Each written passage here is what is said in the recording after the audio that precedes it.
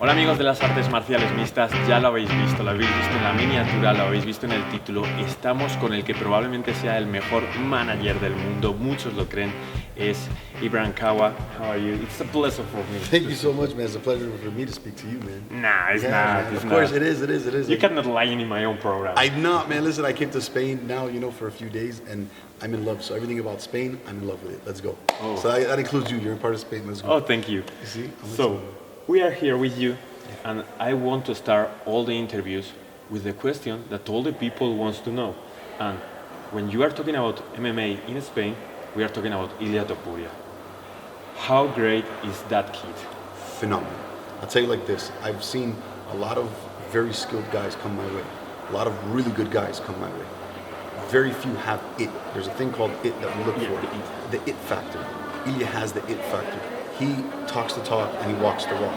This is a very, very, very high-profile guy. He is going to, if he's not already, he will be one of the faces of European MMA as well as obviously Spanish MMA. He's the guy. There's nobody else here that's even coming close to him right now, and that's rightfully so. He's earned that. He's done a good job putting in the work in the octagon and putting in the work, with his team. So Ilia Topuria is the current and future face of, in my opinion, European MMA. We're working on the States. We're going to get the States going. We're going to make sure that happens. But, for right now, I'm very comfortable with him being the face of European MMA. I think it's a good place to be. Mm-hmm. We have heard that in that travel that he made to Las Vegas to talk with Dana White, to talk with you, he was trying to fight in both divisions in order to be active. But to be honest, I totally built this idea. I say, yeah, it's true. But right now, I'm starting to think, okay, it was good to make one fight in lightweight. Maybe in a few years, a few months, make another one. But I think it's not happening. We are like passing that term. I'd like him to be at 145 for the foreseeable future. 155 is a much easier weight cut for him, and we know that.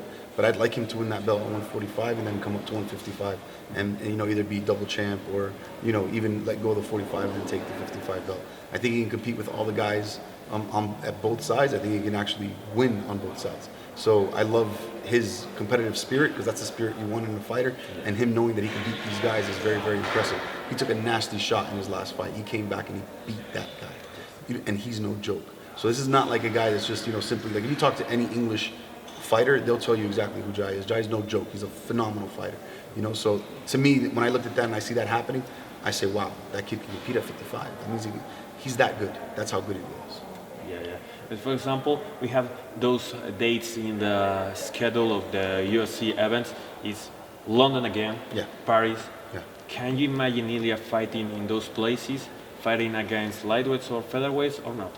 Yeah, absolutely. I think when you're winning and you're doing it the way he's doing it, he can pick. He's the master of his own. It's now his own situation. He can Correct. pick. He can pick. He can pick if he wants to be at 45 or 55.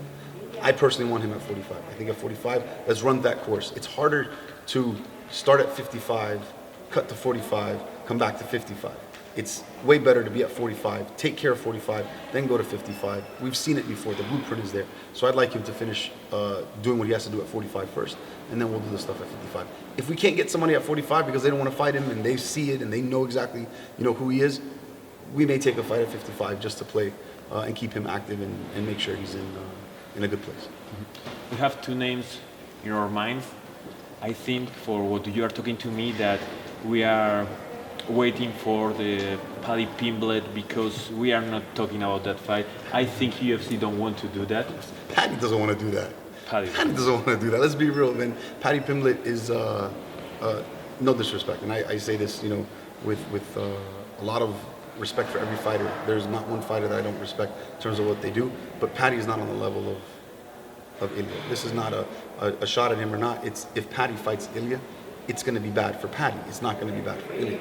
So this is not a fight that the UFC wants to make. They have a guy that can sell out the O2 Arena in England and do these type of things. Let him keep doing that. That's fine. That's no problem. A fight between him and Ilia would be massive for Europe. I think everybody knows that, but then you lose Paddy. in that specific market in England, and he does represent a big part of that. You got to think, if I told you, name the most famous English fighter, everyone says Michael Bisping, rightfully so. He's a former champion, and he did take care of that. If I tell you, who's the next most famous English fighter, people start going, Dan Hardy, maybe, Ross Pearson, they start throwing out all these names, and then Paddy. But imagine of all the other English fighters that have been there, it's Paddy, and Paddy's second UFC fight. It's not like he's been around forever, So that being said, and that, being the way it looks, I personally don't think they're going to make that fight for Ilia. There's other people at 45 specifically that I think we should look after and going for Ilia. Movsar was one of them. That's the guy that everybody, that's the fight we all wanted to see, right? Collectively, and I think that's a fight we still want. I don't know if Movsar still wants it or not. I don't know. But it's a fight that we still want. We'll see. The beautiful thing about Ilia is that whenever we talk with Ilia, he goes to me, who's the hardest guy? That's the guy I want. That's the guy, that's the guy. And I'm like, man, I love it. For me as a manager, that's what you want. You want a guy that wants to go and fight the best guys all the time. And it shows that he's looking not to just be active, he's looking to be the best. He doesn't think anybody's better than him. And we all have to appreciate that as fans and as well as, supporters of his. We were talking about UFC don't want Paddy, but Ilia told me, imagine that you have Paddy. Paddy will lose at some point of his career. Correct. Why don't give to me that all the people knows that they're gonna be a big thing? The only reason why I don't think that they do it right now currently is there is a big disparity in talent. So the one thing that the UFC does very, very well is they try to match people according to talent level. Like, so if you have one fight in the UFC, you're probably going to fight a guy that has one fight in the UFC or brand new newcomer into the UFC. If you've got 10 fights in the UFC, it's rare that you're going to fight a guy that has 2 fights in the UFC. We've seen it with, even Hamzat. I'll talk a little bit about him. Hamzat goes into the UFC and his first fight was against a guy who has 1 fight in the UFC. His second fight was against a guy that doesn't have too many fights in the UFC. His third fight was against a guy that had a few fights, but he's already built his name to be that guy, and the talent is there in Hamzat. So it's a little bit different in the Paddy situation. You've got to protect him a little bit more. You have to. There's no way to get him to. So I think, I want to be the first to tell everybody, we're not going to get Paddy. We're not going to do it. Leave it alone. It's not going to happen. I'm sorry. I want it to, but it's just being realistic. I just don't see it happening in the near future. I don't think Paddy wants the fight. Rightfully so. He shouldn't want the fight. It's a bad fight for him. So even if Ilia, I want the fight. You need two to tango. Maybe if Ilia fights in London, he can attack him again to try to pull that fight. No, I'm kidding. I didn't okay that the first time, and I don't want to say that the second time. Hey, you have named it one of the future, if not the future, the present, Khamzat Chimaev. Mm-hmm. I have heard that the second contract of Ilia is the biggest one, except for Khamzat Chimaev. It's true. Ilia's a European, like I said, he's going to be the face of the European, if not already the face of the European MMA. There's a lot of big things coming from him, so some good stuff there. Yeah. You know too much. Yeah. You know too much. I'm too close to special people that know too much. You know too much. But do you think that those leagues, not the Jon Jones one, are real leagues? Sometimes. It depends. There's certain... look, man, if tomorrow you put a post up that says so-and-so is fighting so-and-so, somebody somewhere is going to grab it and say, oh my God, I heard this is happening. MMA media has no credential. There's very few guys that you go to for direct confirmation. And those guys, the reason why you know that every time they come out with stuff is real is because they've never steered you wrong before. Mm-hmm. So I just tell all the fans, I tell everybody that's looking at the specific leaks, go to the trusted sources that you know. There's very few people that are out there that actually wait until they can verify this guy, and it's done, There's certain guys that get direct from the UFC, their information. There's certain guys that get it direct from the camps as well, But again, most coaches aren't in the loop. Some are, but the leaks, like everything, like even in government and things, some are real, some are fake. It just depends. Yeah. Well, you have brilliant fighters in first round management. Masvidal, Demetrius Mighty Mouse Johnson, champs like Woodley, Dominic Cruz. Yeah. That's awesome. I want to see Cruz against Aldo, but well, that's I think my we all opinion. do. I think we all want to see Cruz versus Aldo. Make that, please. Well, there's, that's, yeah. Okay. So, Masvidal. Yeah. I think that guy has something special. Maybe he didn't win against Kamaru, against Colby, but I want to know something about him, some information. Jorge is in a very, very good place. He's not. He wants to come back. He wants to fight. He's a guy that's been counted out many times in his life. He was told when he was a kid he wasn't going to be anything. He was put on the street. He had to fight for every dollar of every breath that he had to take. You know, sleeping in the car, running from cops, all these things. He's been through all that stuff. You know, he's in a different place in his life now where everything he wants to do is for his children. He wants his kids to be taken care of more so. He wants to give them the things he never had. So this is where his mindset is. And for him, when people talk about Jorge Masvidal, he understands he has the street thing to him. He has all those things as well. But he's also a very intelligent guy. He's a very well-spoken guy. He understands the game. He understands the fight game specifically.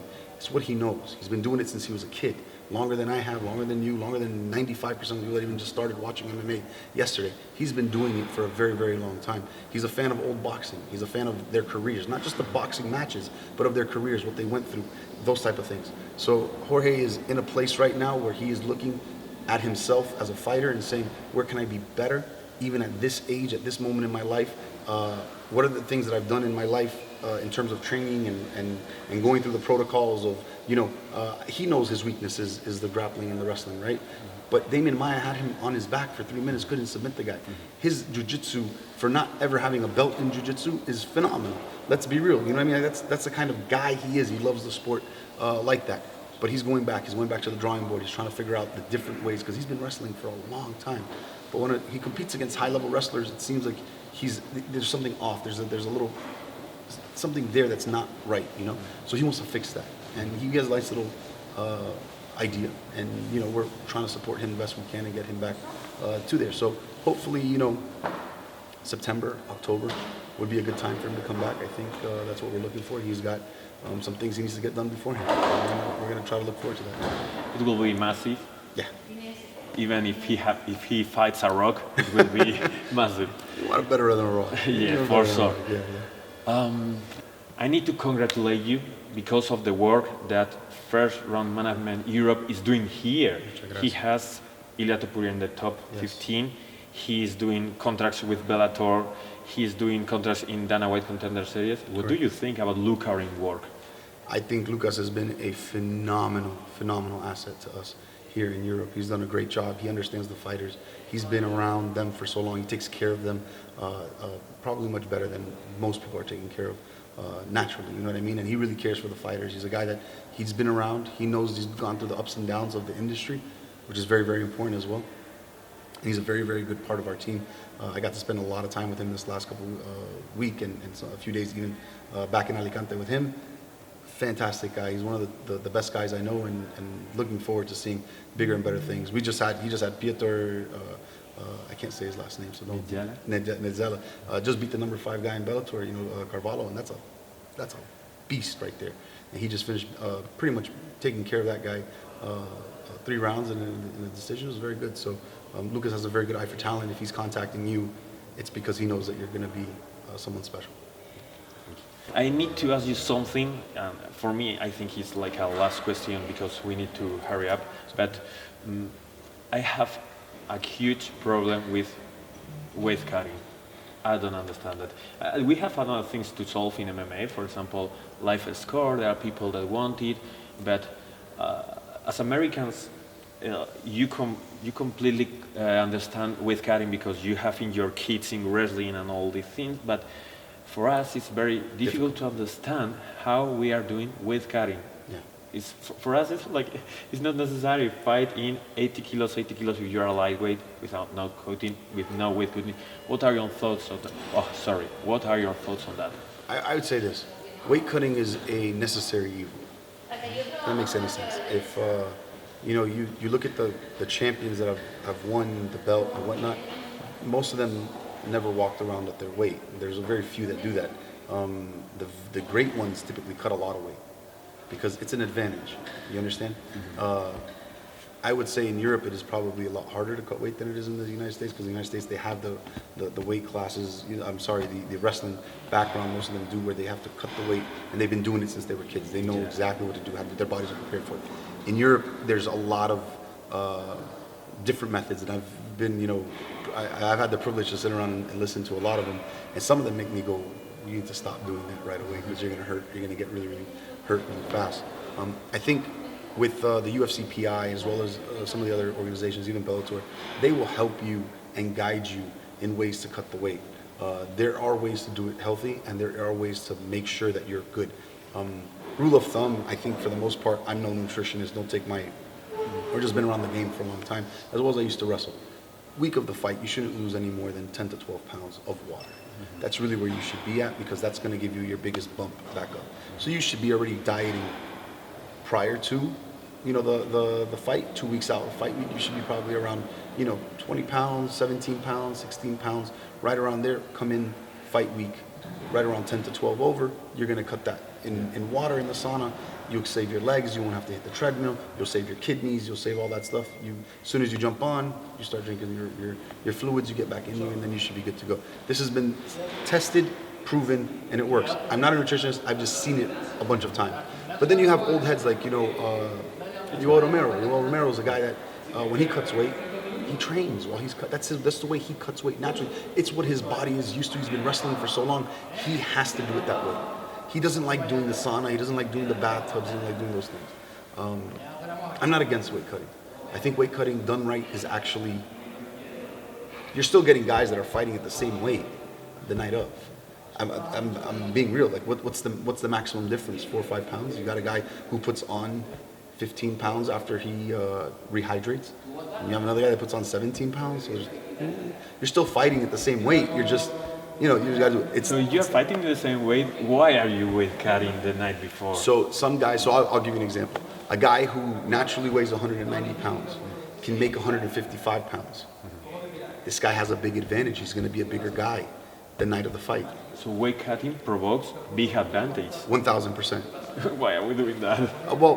Again, if the weighting is something to equal and neutralize the fight, why are we doing weight cutting, which can provide? So that guy, I'll explain. That guy that's cutting from 190 to get down to 155, he's not putting on 25 pounds the next day. He can't. The body, it's just not. From what I've seen, I've never seen anybody put on 25 pounds. I've seen people put on 17, 16, 18, maximum. The bigger guys can put on 20 pounds.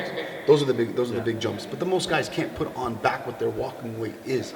So if a guy who's fighting, let's say he cuts from 185 to get down to 155, the other guy cuts from 190 to get down to 155, they're both going to end up fighting around 175 night of the fight. You see what I'm saying? So it's not, it does equal it out. Where if you have a guy who's naturally 155 and you have another guy that's naturally 140 or 154, the guy who's 155 can just drink a little bit more or whatnot, and he's gonna end up being that much bigger. That's why I am a fan of weight cutting. So a guy like, let's take Ilia for example, right? Ilia at 155 pounds is good. At 145, he's great. You understand? Like he's great at 155. It's harder. The guys are much bigger. They're cutting from a much bigger weight class. At 145, he's probably the strongest guy at 145 pounds is Ilia. At 155, he's got other guys in there that are going to be as strong as him. So the advantage is to cut the weight, get the weight down, be stronger, be faster, be that guy. So we are doing weight cutting in order to try to be better than the rest because you know how to do this thing. Correct. Well, but that's like me telling you, if I teach you this combination, and you're the only one that knows that combination, you're better than the next guy knowing that combination. Yeah, but for me, for you, maybe yes. Weight cutting is not part of the fight that you train in the gym. Correct. For me. Correct. That is true. You're 100% about that. But neither is running, neither is weightlifting. None of those things are part of the fight either. If that was the case, everybody would be doing jiu-jitsu. But thank you for your opinion because you are very close to those fighters, so you know why they are doing that. They all hate it. They all hate it. I don't know one fighter that loves to cut weight. I don't think anybody likes to cut weight, right? No. It's not fun, but it's a necessary evil, I think. Well, thank you for this interview, and we're gonna say goodbye to our people, to our viewers. And I want the last question is, when do you think Ilia Topuria gonna be the champ? I would imagine Ilia. What are we in May of this year? Yeah. I would say he's possibly in the title conversation by the end of the year. Probably by the end of the year. I don't know if he's going to fight for a title by the end of the year. Timing has to work out, but definitely by next year, he's definitely world champion. I comfortably say that by next year, he's definitely world champion at 145 pounds. I think so. It will be great. Ya lo habéis oído. El manager de Ilia Topuria, Kawa, uno de los mejores, si no el mejor del juego, dice que Ilia Topuria probablemente esté en conversaciones por el título a final de este año. ¡Qué entrevista! Nos vemos en próximos vídeos. Dadle un buen like, un comentario. Muchas gracias a todo de España y mirando the First Round Management. Tomorrow, the next day, so on and so forth.